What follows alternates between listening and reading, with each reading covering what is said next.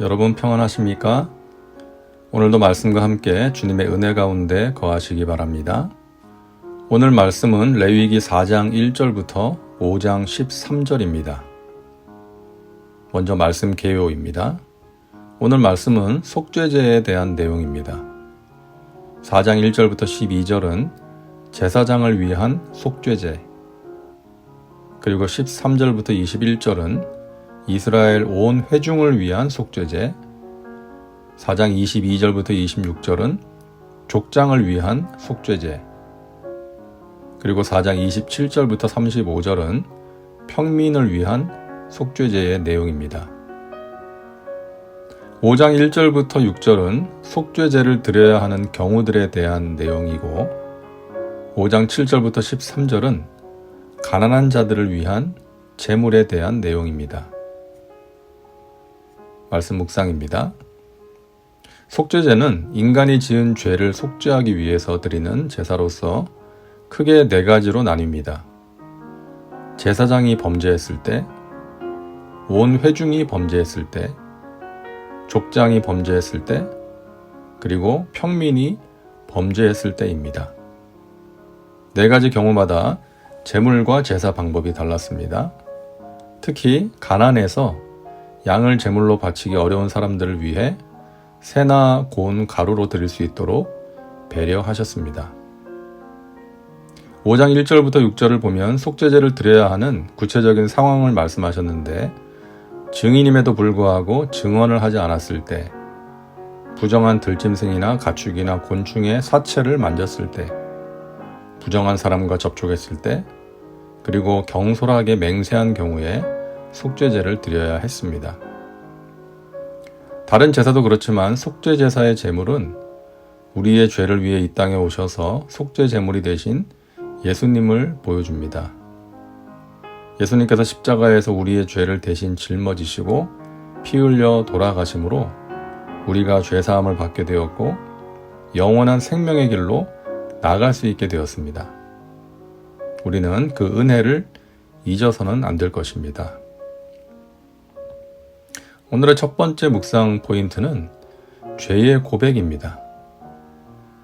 5장 5절과 6절을 보면 이 중 하나에 허물이 있을 때에는 아무 일에 잘못하였노라 자복하고 그 잘못으로 말미암아 야훼께 속죄제를 드리되라고 말씀합니다.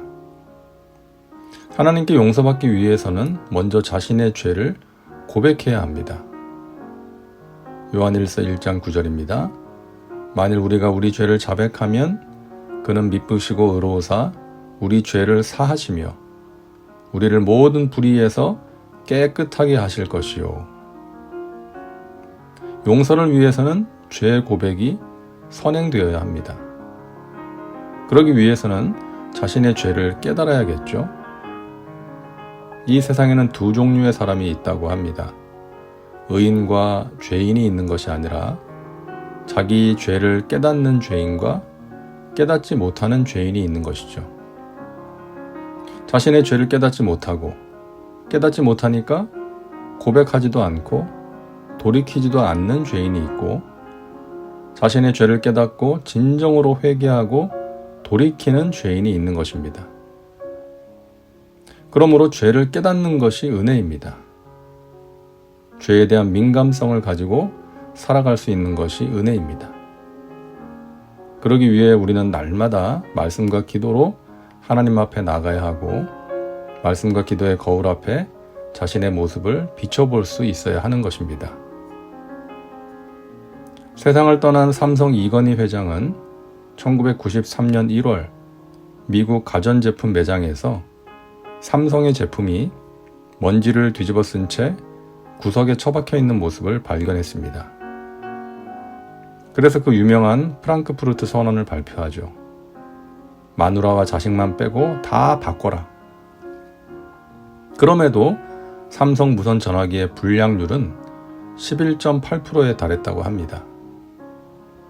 1995년 3월 삼성전자 구미 사업장에서 불량 제품 화형식을 거행합니다. 2,000명의 임직원 앞에서 휴대전화 15만 대를 불도저로 뭉개버리고 불로 태워버렸습니다. 약 150억 원이 연기와 함께 사라진 것이죠. 그 자리에 있었던 한 이사는 이렇게 말했습니다. 제품이 불 속으로 들어가는 것을 보니 말로 표현할 수 없는 감정이 교차했습니다. 그 불길은 과거와의 단절을 상징했습니다. 그 불길 속에서 우리는 희망의 불씨를 보았습니다. 많은 사람들이 말합니다. 그때 그 사건이 오늘의 삼성 신화를 만들었다고.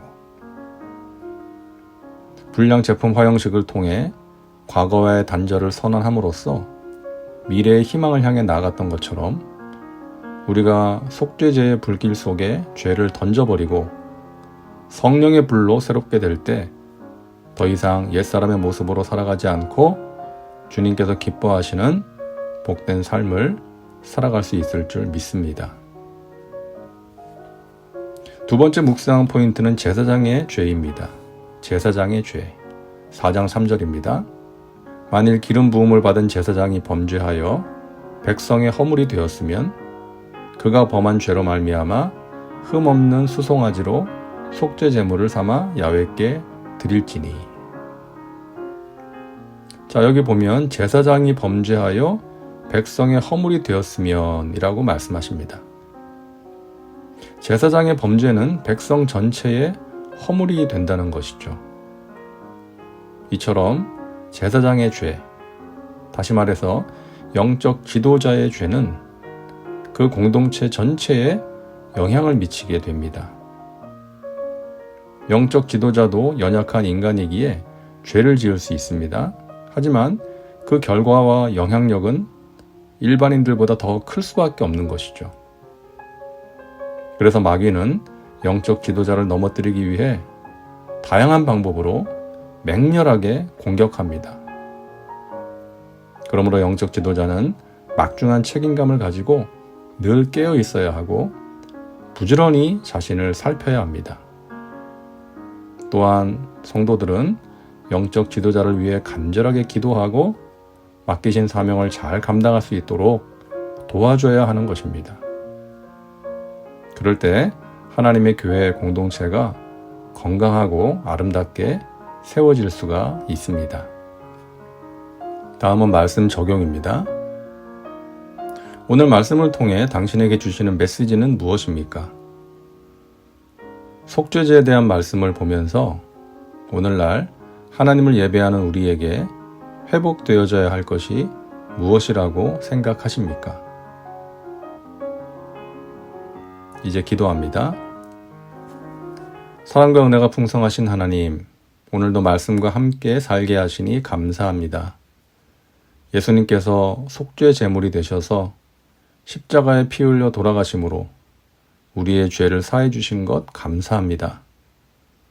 유혹의 욕심을 따라 썩어져가는 구습을 따르는 옛사람을 벗어버리고 우리의 심령이 새롭게 되어 하나님을 따라 의와 진리의 거룩함으로 지으심을 받은 새 사람을 입고 살아가게 하여 주옵소서.